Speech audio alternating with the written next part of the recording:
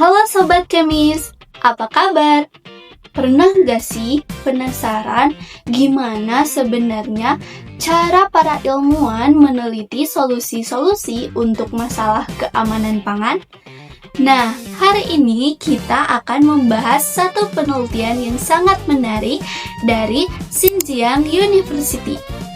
Mereka meneliti tentang bakteri dari kefir dan interaksinya dengan senyawa tertentu dalam makanan.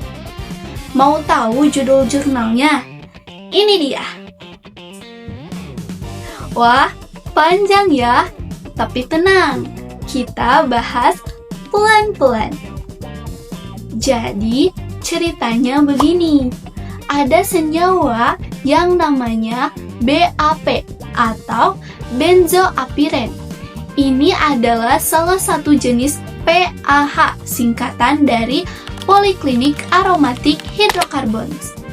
Senyawa seperti ini bisa terbentuk secara alami ketika bahan organik terbakar tidak sempurna, misalnya saat memanggang atau menggoreng makanan.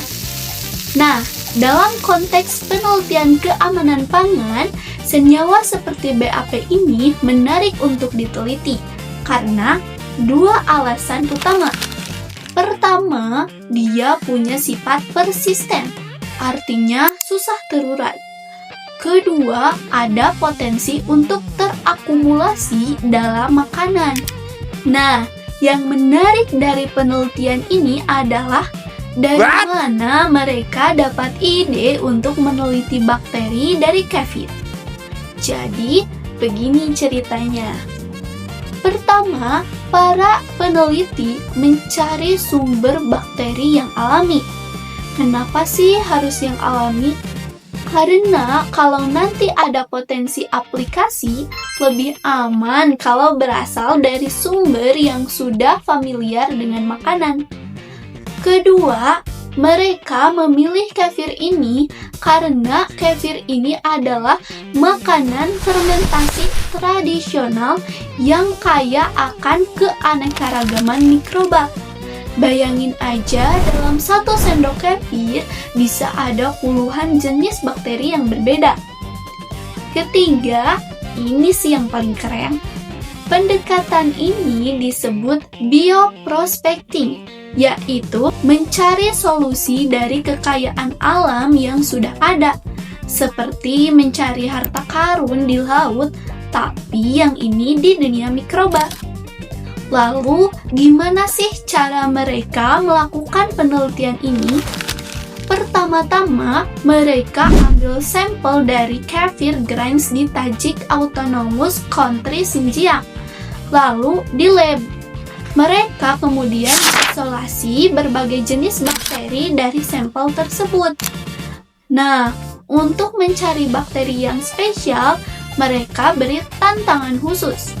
Mereka tumbuhkan bakteri-bakteri ini dalam media yang mengandung BAP, yang masih bisa tumbuh dengan baik, berarti dia toleran terhadap BAP. Nih, lihat grafik pertumbuhannya. Bakteri yang akhirnya terpilih ini bisa tumbuh, bahkan dengan konsentrasi BAP yang cukup tinggi, yaitu 40 mg per liter. Tapi ingat, ini hanya menunjukkan toleransi di kondisi lab ya, bukan berarti dia langsung bisa makan BAP seperti kita makan nasi. Setelah melalui seleksi yang ketat, akhirnya terpilih satu strain bakteri yang menarik. Namanya Bacillus mozavensis TC5. Bakteri ini mempunyai ciri-ciri sebagai berikut. Pertama, bentuknya seperti batang kecil atau bacillus. Kedua, ukurannya sekitar 26 mikrometer panjangnya, 6 mikrometer lebarnya. Ketiga, bakteri ini termasuk bakteri gram positif. Untuk memastikan identitasnya, para peneliti melakukan DNA sequencing pada gen 16 srRNA. Hasilnya menunjukkan 99,93% similarity dengan Bacillus mozavensis RS14. hampir mirip banget. Nah, setelah dapat bakterinya, pertanyaan berikutnya, apa yang terjadi ketika TC5 ini bertemu dengan BAP? Para peneliti melakukan eksperimen dengan pertama, menumbuhkan TC5 dalam media MRS. Kedua, menambahkan PAP dengan konsentrasi tertentu. Ketiga, menginkubasi dalam kondisi terkontrol. Keempat, mengukur perubahan dengan HPLC. Dan semua ini dilakukan dalam kondisi laboratorium yang sangat terkontrol ya Sobat Kemis, seperti suhu, pH, kecepatan pengadukan, semuanya diatur dengan presisi. Dalam penelitian ini, itu tidak langsung dapat hasil yang optimal. Harus dicoba berbagai kondisi dulu. Nah, mereka mencoba berbagai konsentrasi BAP dari 10 sampai 30 mg per liter. Berbagai pH dari pH asam yaitu pH 4 sampai pH basa yaitu pH 8. Dan berbagai kecepatan pengadukan dari 120 sampai 200 rpm. Setelah banyak percobaan, dapatlah kondisi terbaik. Bentuk eksperimen lanjutan, BAP-nya itu 25 mg per liter, pH-nya itu 7 dengan pengadukan 180 rpm. Tapi ingat, kondisi ini optimal untuk penelitian di lab, bukan resep untuk aplikasi praktis ya. Nah, di part ini kita sudah lihat proses awal penelitian dari isolasi sampai uji awal. Tapi ceritanya belum selesai. Di part 2 kita akan masuk lebih dalam lagi ke level molekuler.